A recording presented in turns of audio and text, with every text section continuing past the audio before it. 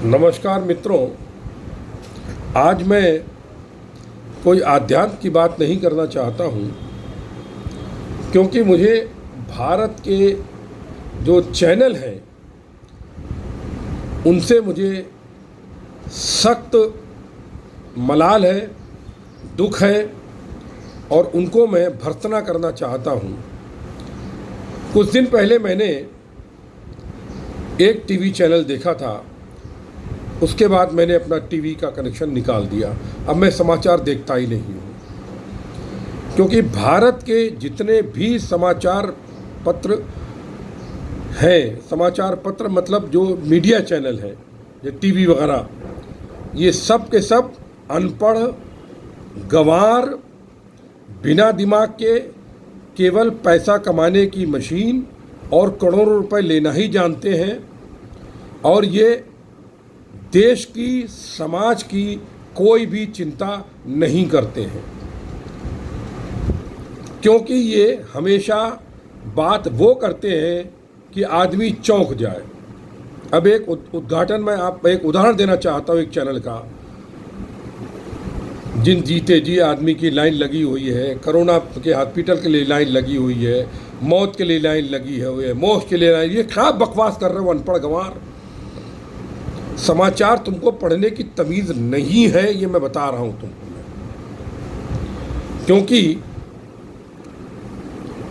क्योंकि तुम हमेशा भड़काऊ चीज़ देते हो। तुम अपने समाचार को, कोविड की न्यूज़ को, जो इस समय कोरोना की न्यूज़ चल रही है, उसको कुछ इस तरह नहीं दे सकते हो। मैं तुम्हें पढ़ के बताता हूँ, मैं तुमको समझाता हूँ कैसे आरंभ करो। चीज़ को सकारात्मक शब्दों में व्यक्त करने की कोशिश करो। हमेशा निगेटिव बात करते हो और देश में सबसे अधिक पैनिक लाने के लिए, ऑक्सीजन की कमी के लिए, कोरोना पेशेंट की असफलता में केवल तुम दुष्ट मीडिया, वो भी चैनल मीडिया जिम्मेदार हो और कुछ नहीं हो। पहली लाइन से तुम मौत का तांडव, मौत की क्यों, इसका लाइन, इसका क्यों, आदमी के हृदय में दहशत फैला देते हो। उसकी प्रतिरोध क्षमता को कम करने का काम करते हो तुमसे बड़ा तो दुष्ट कोई नहीं है। वास्तव में तुम समाज के राक्षस हो। तुम लोगों को सूली पर लटकाना चाहिए। समाचार कैसे देते हैं सुनो। नमस्कार। आज के समाचार में ये खबर आई है, 24 घंटे में देश में कुल इतने पेशेंट्स को कोरोना पॉजिटिव हुए, 3,50,000 कोरोना पॉजिटिव हुए। लेकिन ये बहुत सुखद है कि आज कुल इतने कोरोना पेशेंट सकुशल अपने घर वापस चले गए।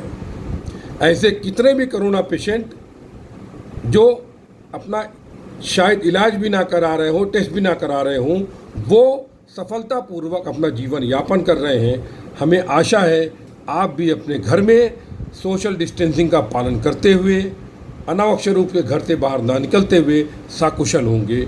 ये हमारी प्रार्थना है ईश्वर से और आपसे अनुरोध है।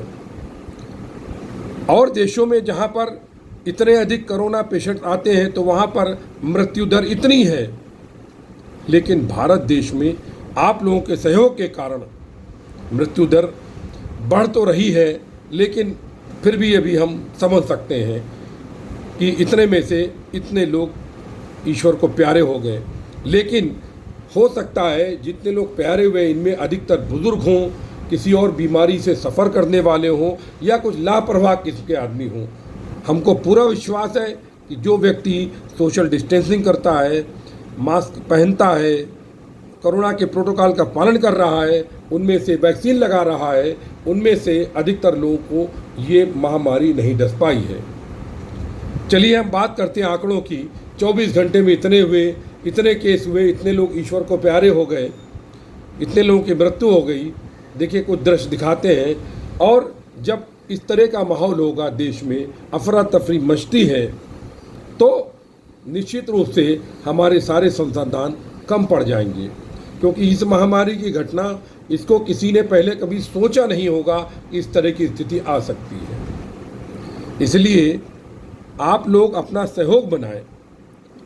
आप जैसे कि काढ़ा पिए या स्टीमिंग करें या गरम खाना खाएं, तमाम तरीके हैं, इनका पालन करके अपने घर में सुरक्षित रह सकते हैं।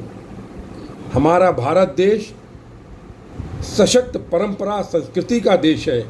हम उस देश के नियमों का पालन करके, उस संस्कृति का पालन करके अपने को बहुत अच्छी तरीके से बचा सकते हैं। सुनने में आया कि कुछ जगह पर ऑक्सीजन की कमी हो गई। ऑक्सीजन की कमी का कारण ये हो सकता है, ये भी हुआ है कि बहुत से लोग जिनको ये बीमारी नहीं है लेकिन वो ऑक्सीजन के सिलेंडर अपने पास रखे हुए हैं, जिनके पास धन है, जिनके पास सामर्थ्य है, वो एक एक दो दो सिलेंडर खरीद कर अपने घरों में इमरजेंसी के लिए, रिज़र्व के लिए पहले से रख रहे हैं। ये बात गलत है। हमको समाज के लिए भी सोचना चाहिए। आपको यदि तकलीफ़ हो है तभी आप सिलेंडर का उपयोग करें, अपने घर में रखें। ये उन मरीजों के लिए छोड़ दीजिए जो कि इस समय तकलीफ़ में हैं, जिनको इस समय वास्तविक आवश्यकता है। कुछ इस तरीके से समाचार दो पॉजिटिव का। तुम क्या दुष्टों की तरीके से सामूहिक दाह संस्कार दिखा रहे हो हैं? एक जो कमज़ोर दिल के आदमी को दहशत दे रहे हो। मेरे ऐसा सनातनी आदमी, सनातन के नियमों का पालन करने वाला आदमी जब इस तरह समाचार देखता है तो मन में एक अफसोस और दुख पैदा होने लगता है।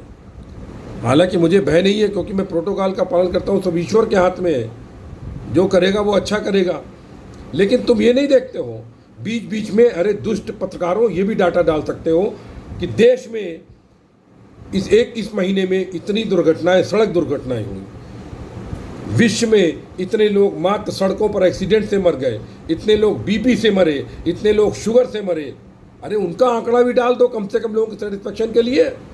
लेकिन तुमको क्या बोले, ईश्वर तुमको ऐसा कठोर दंड देगा कि तुमको मांगे मौत नहीं मिलेगी, समझ लेना। तुम जिस तरीके से तुम देश में पैनिक फैला रहे हो बकवास करके, चाहे तुम्हारा कोई भी चैनल हो, मैं नाम लेना नहीं चाहता हूं, तुम बिक गए हो, तुम्हारी आत्मा बिक चुकी है, वो चलेगा।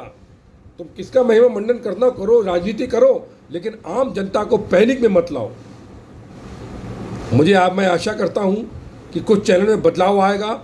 मित्रों, यदि आपकी पहचान में, समझ में कोई चैनल वाला हो, पत्रकार हो, कृपया इस क्लिप को उसको दें, ताकि वो अनपढ़ गंवार समाचार कैसे पढ़ा जाता है, संकट के समय देश के कैसे काम आते हैं, जनता को किस तरह सांत्वना देते हैं, इसको समझ सकें। मैं जानता हूँ ये दुष्ट नहीं समझेंगे, इनको केवल पगार दिखती है, पैसा दिखता है, क्योंकि ये केवल और केवल, इस पर मैंने एक कविता लिखी थी, वो सुनाता हूँ आपको। मैं यहाँ से 15-20 साल पहले मैंने लिखी थी और मेरी पुस्तक कविता टानिक में छपी हुई है। ये पत्रकार जो मीडिया के हैं उन पर व्यंग है, सुनिएगा आप। बाढ़ में डूबते हुए आदमी ने जब सहायता के लिए बचाओ बचाओ चिल्लाया तो किनारे पर खड़े पत्रकार से ना रहा गया। उसने तुरंत कैमरे सहित अपना माइक बढ़ाया और पूछा, आपको कैसा लग रहा है? बाढ़ में उतराता हुआ आदमी बोला, क्रोध में डोला, बहुत अच्छा लग रहा है, क्योंकि सामने यमराज नजर आता है, दो भैंसों वाले सींगों पर बैठा, ऐसा लगता है वो मुझे यमपुरी ले जाएगा। पत्रकार बोला, जी देखिए, ये कहते हुए उसने अपना हाथ सहायता के लिए पत्रकार को बढ़ाया, लेकिन पत्रकार ने अपना हाथ बड़े झटके से पीछे हटाया और बोला, ये मेरा काम नहीं है, ये सरकार का काम है। अरे ये क्या, आपको बचाने वाला कोई नहीं है, मैं पूरी मीडिया में छाऊंगा और सरकार को बदनाम कर जाऊंगा कि आपको बचाने वाला कोई नहीं है। ये कहकर पत्रकार मुस्कुराया और बोला, देखिए, क्रोध में मत आइए, क्योंकि मेरा कैमरा ऑन है और आज का इंटरव्यू मेरे शो की जान है, क्योंकि हम सिर्फ मीडिया के हैं, हम देश के नहीं हैं, समाज के नहीं हैं, हम बहुत महान हैं, हम गुणों की खान हैं। धन्यवाद कहकर डूबने वाला डूब गया और पत्रकार हंसता हुआ कहने लगा, मैंने आज क्या रंग दिखाया है, एक डूबकर मरते हुए व्यक्ति का इंटरव्यू अपने चैनल के लिए लाया है, अपने चैनल के लिए लाया है।